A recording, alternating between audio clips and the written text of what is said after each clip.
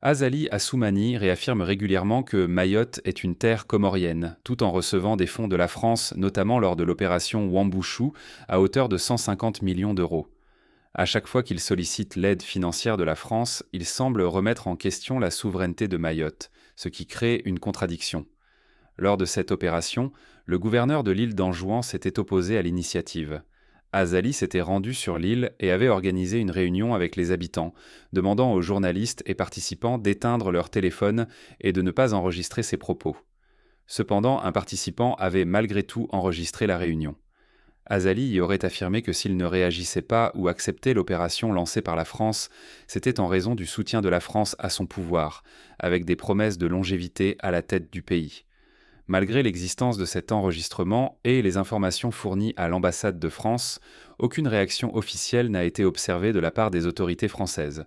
Cette situation nourrit des doutes sur la véritable position de la France concernant Mayotte et sur son soutien à Azali.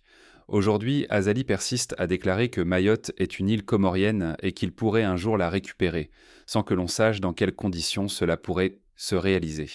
Parallèlement, la France continue de soutenir Azali, en envoyant des militaires et des formateurs aux Comores.